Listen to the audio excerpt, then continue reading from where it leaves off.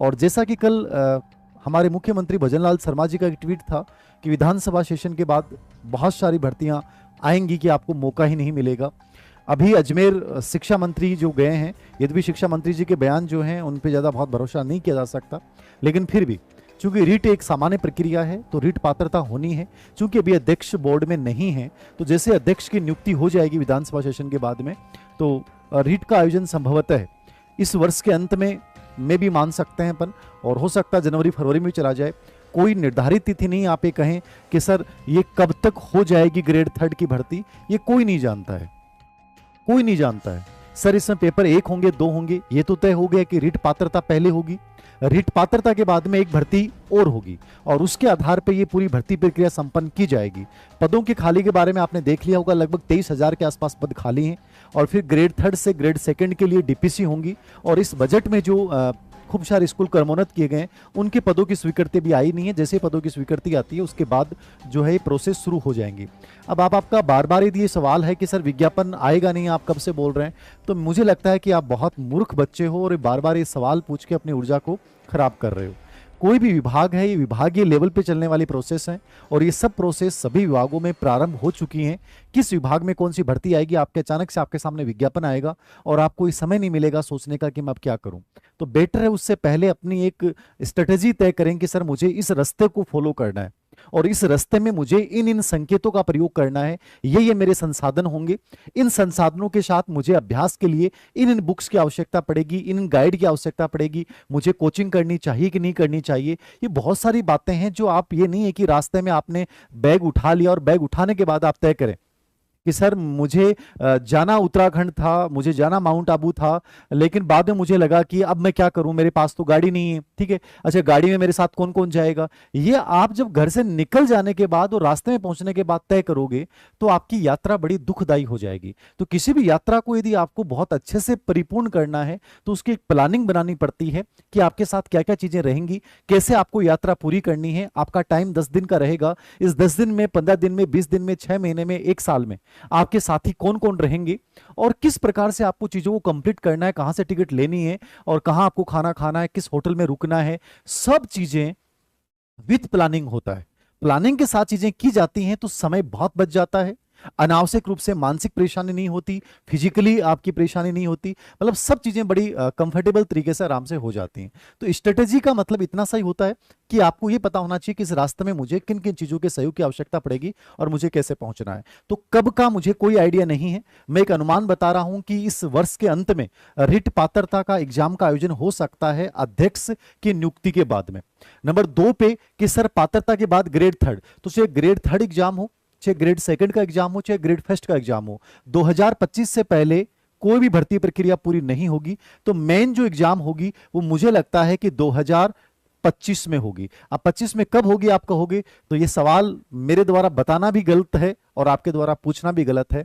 आपको केवल ये पूछना चाहिए कि सर मैं इस एग्जाम को क्रैक करने के लिए क्या बेहतर रणनीति फॉलो करूं, मैं किन किन बुक्स का इस समय सहारा ले सकता हूं। यद्यपि मेंस का भी पैटर्न क्लियर नहीं है, क्या पिछली सरकार वाला पैटर्न रहेगा या कुछ नया पैटर्न सरकार लेके आएगी। यह मान के जरूर चलिए कि सरकार पाठ्यक्रम में आंशिक परिवर्तन जरूर करेगी, चाहे वो कोई भी ग्रेड का हो। ये मैं जहां तक समझता हूं थोड़ा बहुत चेंज जरूर होगा, और स्पेशली ग्रेड थर्ड में जरूर चेंज होगा। तो आपको उस चेंज के लिए तैयार रहना चाहिए।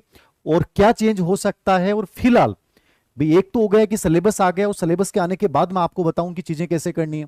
फिलहाल जो मैं आपको एक बता रहा हूं एक नॉर्मल वे में, कि एक बच्चा 0 है और उसे सर रीट पात्रता उसकी नहीं हुई है, ग्रेड थर्ड टीचर वो बनना चाहता है, तो स्पेशली वो क्या चीजें अभी से, आज से, कल से प्रारंभ कर दे यदि 1 साल के भीतर उसको ये भर्ती निकालनी है। तो उन बच्चों के लिए मेरा ये वीडियो है, और बाकी आप कितने सारे कमेंट करेंगे उन कमेंट्स का जवाब मैं लास्ट में दे पाऊंगा। फिलहाल केवल ग्रेड थर्ड और रीट पात्रता को देने वाले बच्चे आराम से एकाग्र होकर इन बातों को सुनिएगा, केवल सुनिएगा मत, इनको फॉलो कीजिएगा, अपने एक्शन में लाइएगा। मैं निश्चित रूप से कह सकता हूं कहीं ना कहीं तुम जरूर लग जाओगे। ये एक ऐसी भर्ती प्रक्रिया होती है जिसको ईमानदारी से यदि कोई बच्चा कर लेता है तो इसके साथ ग्रेड सेकंड का भी एक पार्ट तैयार हो जाता है। DSSB का पीआरटी वगैरह, आपका केवीएस का पीआरटी, अदर स्टेट का कोई पीआरटी या ग्रेड थर्ड की भर्ती भी आपकी आती है, तो आपकी आराम से निकाल लेते हो। एक भर्ती को इतने शानदार तरीके से अंजाम दे दो कि उससे जुड़ी हुई भर्तियां ऑटोमेटिकली आपकी निकल जाती हैं। और यदि इसको तुमने गंभीरता से नहीं लिया है तो साहब फिर भटकते रहो। समझ रहे हो मेरी बात? तो मैं उन गंभीरता पूर्वक पढ़ने वाले बच्चों के लिए मेरी आज का ये वीडियो है कि उनको कैसे क्या चीजें करनी है। कब होगा कोई नहीं जानता, पहले पात्रता होगी, पात्रता के बाद मेन एग्जाम होगी, मेन एग्जाम के पाठ्यक्रम में क्या पूर्व रहेगा अभी कोई नहीं जानता, परिवर्तन निश्चित होना है। इसलिए मैं राय नहीं दूंगा कि अभी फिलहाल आप कोई गाइडें खरीदें। आपको मैं जो राय दे रहा हूं बड़ी निष्पक्ष तरीके से, कि यदि मैं आपकी जगह होता और बेरोजगार होता तो मैं इस समय, मेरा ग्रेड 3 का एकमात्र लक्ष्य होता, तो मैं क्या रणनीति फॉलो करता, मैं उसकी बात कर रहा हूं। तो अन्यथा मत लीजिएगा, आराम से सुनिएगा। अब देखिए, सबसे पहले जिन बच्चों की रीट पात्रता हो चुकी है उनको स्पेशली ग्रेड 3 पे ध्यान देना चाहिए, तो वो मैं बाद में चर्चा करूंगा। मान लीजिए जिनकी पात्रता नहीं हुई है और जिनको रीट पात्रता एग्जाम देनी है 2024 में, वो बच्चे सबसे पहले क्या करें। रीट पात्रता के लिए बहुत सारी मार्केट में फिलहाल बुक आ रही हैं, यद्यपि वो अपडेट बुक नहीं है, लेकिन आपको क्या करना चाहिए मैं वो बता रहा हूं। तो जो रीट पात्रता देना चाह रहे हैं कि इस वर्ष के अंत में या 2025 के प्रारंभ में रीट पात्रता में भी संभावना है पूरी पूरी होने की, ठीक है। अब जैसे इसमें आपके 4 पार्ट स्पेशली होते हैं, एक भाषा का 2 भाषा के पार्ट होते हैं, और भाषा में आपकी जो पहली भाषा होती है वो मान लीजिए हिंदी है, ठीक है ना। तो हिंदी भाषा आप अमूमन चुनते हैं, कोई इंग्लिश भी चुन सकता है, अलग चीज है कि सर मुझे हिंदी पढ़नी है। तो हिंदी के लिए बेहतरीन क्या हो सकता है, तो हिंदी के लिए जो अपनी 9वीं से 12वीं तक की जो रचना व्याकरण किताब चलती है, आप उस किताब को देख लीजिए, मेरे अकॉर्डिंग सबसे बेस्ट किताब है, ठीक है। 9वीं से 12वीं तक की राजस्थान बोर्ड की किताब चलती है रचना व्याकरण। यदि आप ग्रेड फर्स्ट की प्रिपरेशन भी कर रहे हैं तो आपको वही किताब लेनी चाहिए व्याकरण वाले पार्ट के लिए। ये किताब हर बच्चे की टेबल पे होनी चाहिए। अब इसके साथ मान लीजिए सर पता नहीं इसमें से आएंगे कि नहीं आएंगे, तो इसके साथ एक बेहतरीन बुक आप लेना चाहते हैं तो महिया सर, KR महिया सर की किताब आती है व्याकरण माला। इस किताब को आप देख सकते हैं, बेहतरीन किताब है, आप खुद भी देख लीजिएगा। और यदि ये भी नहीं देखते हैं तो आप राघव प्रकाश को आप देख लीजिए, ठीक है। ये पुराने टाइम से लगातार चली आ रही किताब है। इनके अलावा आपको हिंदी में कुछ भी देखने की जरूरत नहीं है, मेरे अकॉर्डिंग आप ये किताब फॉलो कर लीजिए। शॉर्ट एंड स्वीट ये किताब बेस्ट है, रचना व्याकरण जो 9वीं से 12वीं तक की अपने राजस्थान बोर्ड की किताब में चलती है व्याकरण के रूप में। महिया सर की व्याकरण माला के नाम से आती है, और जो अपने राघव प्रकाश हैं उनकी जो हिंदी व्याकरण है जो हम सब ने पढ़ी है, मैंने भी बहुत बार पढ़ी है, मैया सर की बाद में आई, हमारे टाइम में राघव प्रकाश चलती थी। किसी एक किताब को चुनिए, ओल्ड क्वेश्चन पेपर का अभ्यास कीजिए, इस प्रकार से कीजिए कि हिंदी से रिलेवेंट कोई भी एग्जाम देनी हो, चाहे SI एग्जाम देनी हो, चाहे RS देनी हो, कुछ भी एग्जाम देना हो, आपका कंप्लीटली यहां से कवर हो जाए। फर्स्ट पार्ट ये है। सेकेंड लैंग्वेज मान लीजिए आप संस्कृत लेते हैं, फर्स्ट लैंग्वेज लेते हैं, जो भी लेते हैं, संस्कृत के लिए बहुत सारी किताबें हैं, लेकिन इसमें मैं 3 राइटर की किताब आपको सजेस्ट करूंगा। लोकेश शर्मा जिनकी साफल्यम नाम से आती है, बहुत सारे मेरी जो राय होती है वो मेरी इंडिविजुअल पूरी रिव्यू के बाद होती है, प्लस मेरे जो स्टूडेंट हैं जिन्होंने रीट एग्जाम को पिछली भर्ती को जस्ट बहुत अच्छे नंबर से करेक्ट किया है, मैं उनसे सजेशन लेता हूं कि आपके अकॉर्डिंग कौन सी किताब लगी, ठीक है। फिर मैं दोनों का तुलनात्मक निष्कर्ष निकालता हूं कि मेरे अकॉर्डिंग बेहतरीन किताब है। तो ये सब के रिव्यू के आधार पे होती है, टॉपर्स बच्चों के रिव्यू के आधार भी इसमें शामिल होते हैं, कंप्लीटली कोई मेरा पूर्वाग्रह नहीं होता है। लोकेश शर्मा की जो किताब आती है संस्कृत की वो आप ले सकते हैं। रामकुमार जाट की आप RBD से आती है, आप ये ले सकते हैं। किरण चौधरी मैडम की आती है, ये आप ले सकते हैं। और मनोज मिश्रा सर की आती है, आप ये ले सकते हैं। आप कहोगे सर 4 राइटर बता दिया आपने। अब 4 राइटर में कहानी ये है, मैं किसी एक राइटर का नाम लूंगा क्योंकि चारों ही मेरे मित्र हैं, चारों ही मेरे बहुत अच्छे जानकार हैं, चारों के साथ मेरे बहुत संबंध हैं, ठीक है। अब आपको ये देखना है कि सबसे अच्छी भाषा लोकेश शर्मा जी की है, रामकुमार जाट की है, किरण चौधरी मैम की है, या मनोज जी मिश्रा सर की है। आपको इनमें से किसी एक किताब को सजेस्ट करना है। चारों किताबें ही बेहतरीन हैं, एक से बढ़ के एक हैं। जो भी किताब ले लोगे वो आपको संस्कृत में फेल नहीं होने देगी, बेस्ट रिजल्ट देगी, याद रखना। प्लस आप कोई भी एक practice set old question paper निकाल लीजिए संस्कृत वाले बच्चे।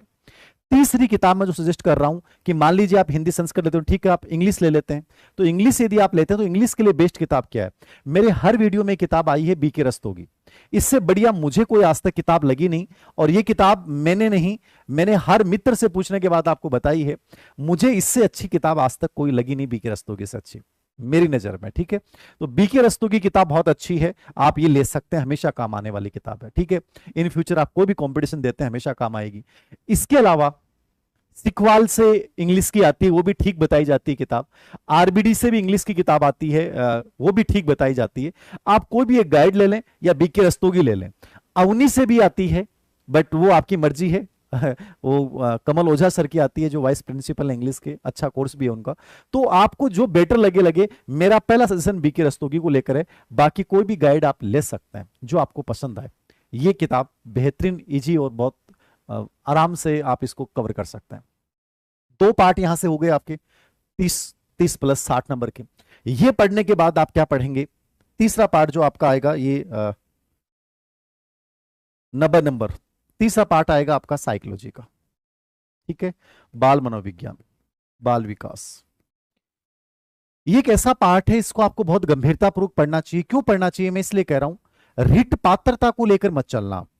यदि आप बहुत अच्छे विद्यार्थी हैं तो आप ये सोच के चलिए कि मैं रिट पात्रता करूंगा, बट रिट पात्रता के साथ मेरी मेंस भी हो जाए, और इन फ्यूचर मुझे लगता है कि मुझे ग्रेड सेकंड भी देना है, ग्रेड फर्स्ट भी देना है। तो आप रिट पात्रता को यूं लीजिए कि आपका मेंस या ग्रेड सेकंड या ग्रेड फर्स्ट या DSSS भी, या किसी भी स्टेट की कोई शिक्षक भर्ती वो भी निकल जाए। अब यहां पे बाल विकास के 30 प्रश्न आने हैं। 30 हिंदी के आने, 30 संस्कृत के आने, और इस संस्कृत के स्थान पर आप इंग्लिश लेते हो 30 इंग्लिश के आने, और 30 यहां से आएंगे। 90 नंबर का पार्ट हो गया यहां तक। ये 30% पूरी कंप्लीट साइकोलॉजी है रिट पात्रता में, केवल एक टॉपिक को छोड़ के। ठीक है, यहां आपको पेडागोजी भी पढ़नी है, RT 2009 पढ़ना है, शैक्षिक परिदृश्य पढ़ना है। वही शैक्षिक परिदृश्य ग्रेड थर्ड में जुड़ जाता है अलग से 20 नंबर का। ठीक है, साइकोलॉजी 20 नंबर की ग्रेड थर्ड में भी आएगी, मेंस में भी आएगी। ICT आपको एक्स्ट्रा ग्रेड थर्ड में पढ़नी पड़ेगी, सेकंड ग्रेड में भी आपको यही साइकोलॉजी पढ़नी है। तो मेरा कहने का मतलब यह है कि इसको बहुत बेहतरीन तरीके से पढ़ लो आप, कि जिंदगी में आपको चाहे ग्रेड थर्ड मेंस देना हो, सेकंड ग्रेड देना हो, आपको भटकना नहीं पड़े। अब आप कह दोगे कि सर साइकोलॉजी के लिए क्या पढ़ें? तो देखो, देव सिंह दवाई वीडियो बना रहा है तो स्वाभाविक है कि वो ये कहेगा कि सबसे पहले मेरी किताब सबसे बेस्ट है भाई। और मुझे तो, मैं तो कहूंगा भी कि भाई मेरी किताब बेस्ट इसलिए है क्योंकि आपको हो सकता है कई लोग कहेंगे कि भाषा कठिन है। पता नहीं क्यों कठिन लगती है आपको, पता नहीं, मैंने बड़े दिल से वो किताब लिखी है। बट पर्सन बाहर नहीं आएगा, मैं ये निश्चित रूप से कह सकता हूं, पर्सन बाहर नहीं आएगा। बाकी आप कोई भी किताब पढ़ लेना, ठीक है, पर्सन यहां से बाहर नहीं आएगा, इसको आप पढ़ते हैं। तो यहां दो चीजें हैं, आप 11th और 12th की एनसीईआरटी पढ़ सकते हैं, बट एनसीईआरटी जब पढ़ेंगे तो आपको सबसे हार्ड लगेगी। एनसीईआरटी को पढ़ने के बाद आपको लगेगा कि सर देव सिंह सर आपकी किताब बहुत आसान है, एनसीईआरटी तो और भी कठिन है। 11th और 12th की एनसीईआरटी पढ़ सकते हैं, लेकिन मैंने अपनी वाली किताब में 11th और 12th की एनसीईआरटी को भी डाला है। यहां एक तो समग्र मनोविज्ञान जो अपनी चलती है, ये तो चाहे ग्रेड थर्ड ले लें, ग्रेड सेकंड ले लें, ग्रेड फर्स्ट ले लें, कुछ भी करें आप, उन सब के लिए एक बुक है कि बच्चे को अलग किताब नहीं पढ़नी पड़े, रीट पढ़नी पड़े। ठीक है, और केवल रीट आप पढ़ना चाहते हैं, ओनली रीट के हिसाब से लेना चाहते हैं, तो ये एक रीट के लिए हमने अभी लेटेस्ट एडिशन निकाला है। आपके पास पहले से हो तो कोई दिक्कत नहीं है। इसमें कंप्लीटली न्यू एजुकेशन पॉलिसी, क्योंकि इस बार नवीन शिक्षा नीति 2020 जरूर जुड़ेगा, उसके अकॉर्डिंग सब सिस्टम होगा, तो वो सब इसमें अपडेट टॉपिक भी हमने इसमें डाले हैं। ठीक है, तो ये अवनी प्लस आरबीडी दोनों के कोलैबोरेशन से निकलती है किताब, ये पहले भी बड़ी लोकप्रिय किताब रही है, तो ये आप ले सकते हैं। और इसके साथ हमारी जो ऑब्जेक्टिव बुक आती है चैप्टर वाइज, वो किताब हमेशा के लिए काम आने वाली है, ग्रेड सेकंड ग्रेड फर्स्ट, वो ले लीजिएगा। ये आप फॉलो कर सकते हैं, एनसीईआरटी प्लस अवनी फॉलो कर सकते हैं। अब इनसे बड़ी आपको कोई और लगती है तो आप 100% उस किताब को लीजिए। बस एक चीज याद रखना, जिस किताब को पढ़ रहे हो, जिस लेखक किताब को पढ़ रहे हो, उस पे आपका विश्वास अटूट होना चाहिए। कोई व्यक्ति कह दे यार ये किताब अच्छी नहीं है, तो यहां और आपका विश्वास टूट जाए तो वो पढ़ा हुआ सब व्यर्थ चला जाएगा। जिस किताब की, जिस लेखक की किताब को पढ़ो, वहां ये मान लेना कि इससे बेटर कुछ नहीं है, ये हमेशा याद रखना। तो मैं ये सजेस्ट करूंगा साइकोलॉजी के लिए, और ये उसको बहुत सीरियसली पढ़ना। चौथा पार्ट जो आएगा 90 प्लस 60 नंबर का जो पार्ट आएगा, वो आपका विषय का आएगा। ठीक है, विषय का पार्ट आएगा, इसके 60% आपके जो हैं वो आएंगे।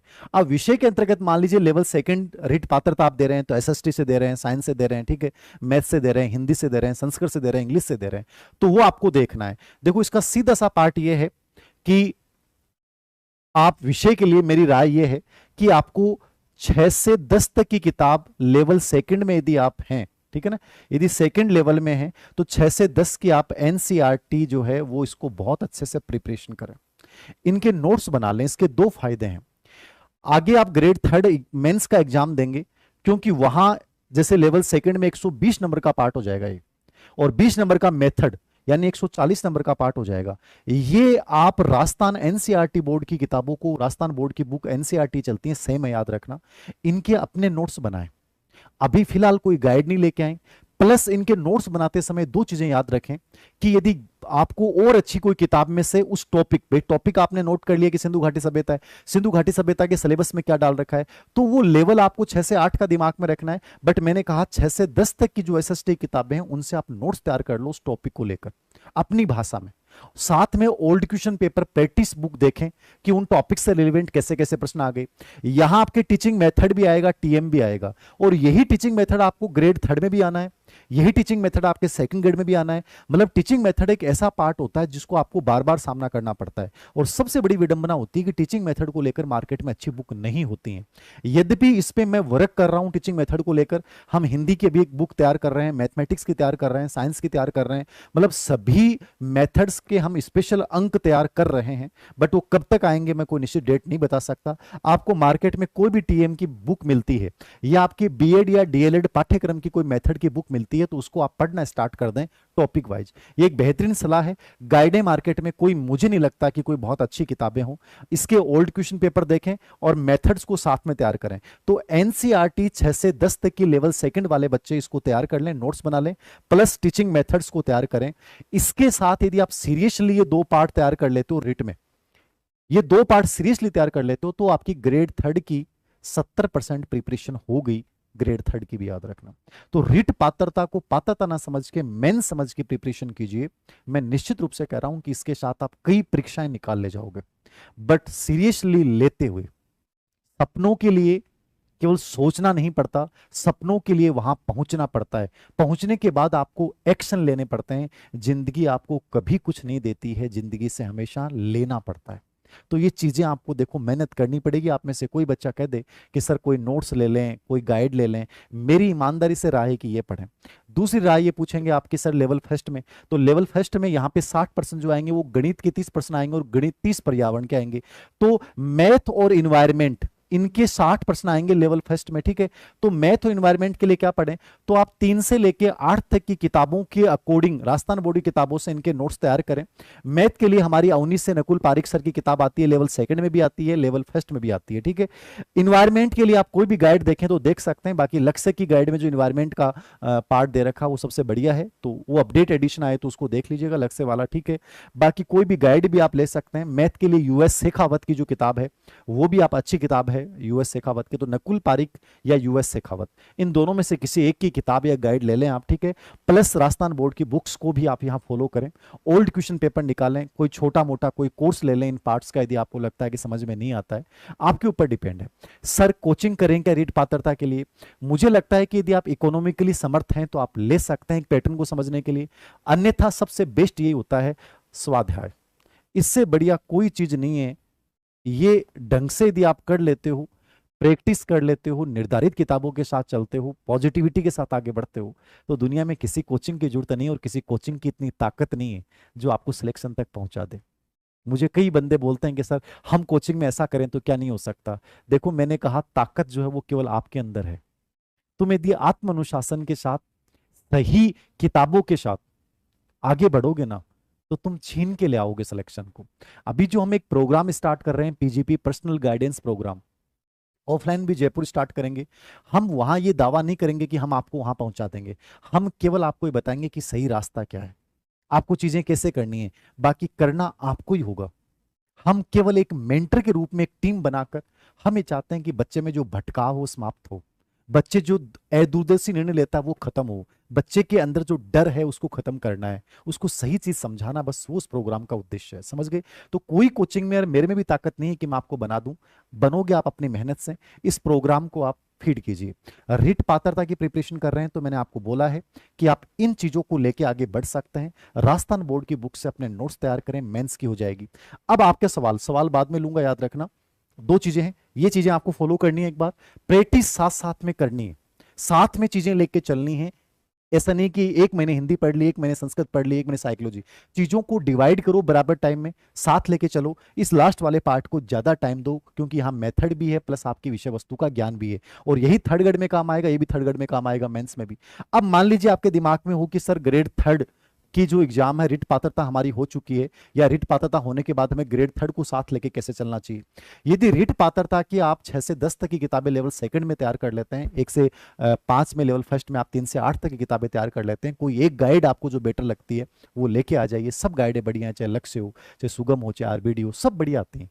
हर गाइड का लेखक, राइटर, कंटेंट राइटर अपने हिसाब से बढ़िया मैटर तैयार करते हैं। आपको देखना पड़ता है कि सबसे बेस्ट कौन सा है। बाकी सबसे ज्यादा मेहनत करो अपने ऊपर, खुद के नोट्स बनाओगे बेस्ट ऑप्शन। ग्रेड थर्ड में क्या होता है कि लेवल फर्स्ट में जो आपका पार्ट है वो 180 नंबर का पार्ट, तो एक लगभग आपका ये हो जाता है जीके वाला पार्ट, ठीक है। लेवल फर्स्ट में जीके का बड़ा रोल हो जाता है, अभी वर्तमान जो पैटर्न चल रहा है। और ये जो आपका दूसरा पार्ट लेवल सेकंड है, उसमें 80 + 50 जो है वो जीके वाला पार्ट है, ठीक है। लेकिन 120 नंबर का जो पार्ट है वो आपका सब्जेक्ट का हो जाता है।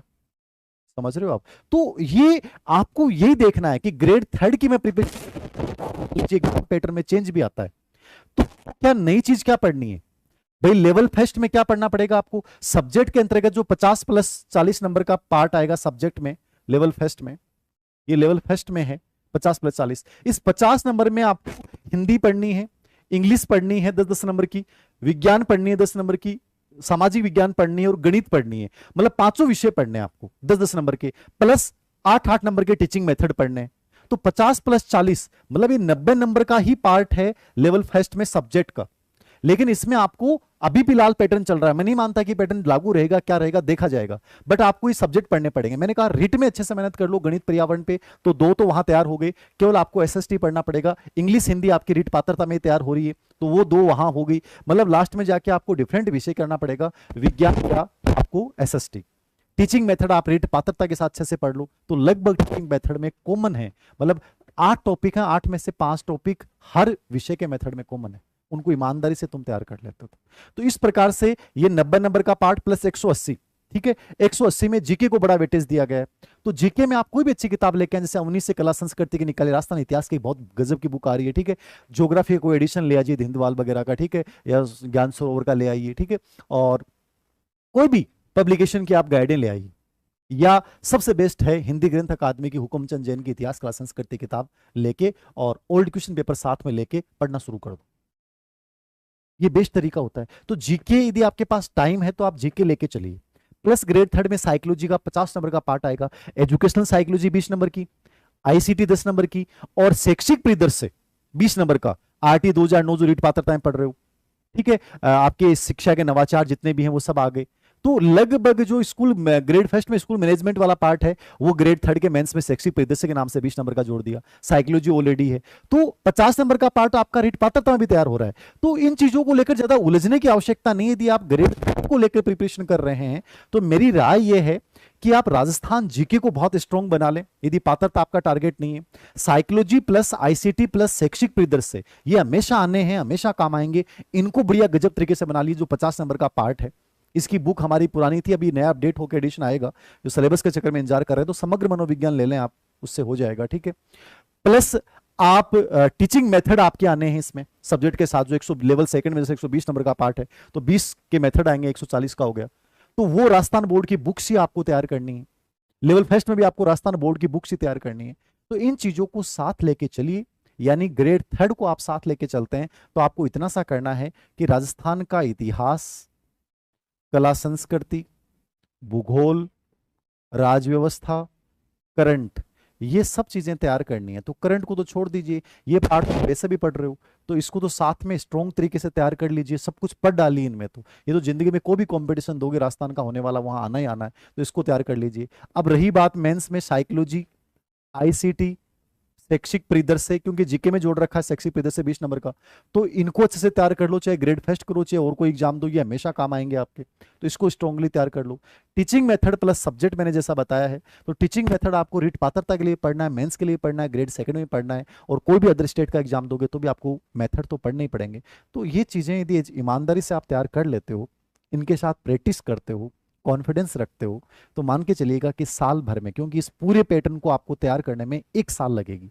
यदि अभी भी तुम ये कह रहे हो कि सर आने के बाद पता नहीं करेंगे देखेंगे, तो मुझे लगता है कि आप अपने आप को गंवा रहे हो, अपने आप को खो रहे हो। मेरी ईमानदारी से राय यह है कि रीट पात्रता के साथ आप मेंस को लेके चलिए। ये भर्तियां 100% होनी है। समय ऊपर नीचे हो सकता है। 2025 तक यदि आप ये देखना चाहते हो, एक बात ईमानदारी से बोल दूं, आने वाला टाइम आर्टिफिशियल इंटेलिजेंस एआई का है। हर चीज में एआई आ जाएगा और किसी लायक नहीं छोड़ेगा। आपको बताऊं, बिजनेस में एआई आ रहा है, नौकरियों में एआई आ रहा है। ये 1-2 साल हैं, जब तक ए आर्टिफिशियल इंटेलिजेंस पूरी तरीके से नहीं आता, आप कहीं लग जाओ, चिप जाओ। यदि जिस दिन आ गया ना, अपन जिस बैकग्राउंड के लोग हैं ना, अपन कहीं सक्सेस नहीं हो पाएंगे, आपको ईमानदारी से बताऊं।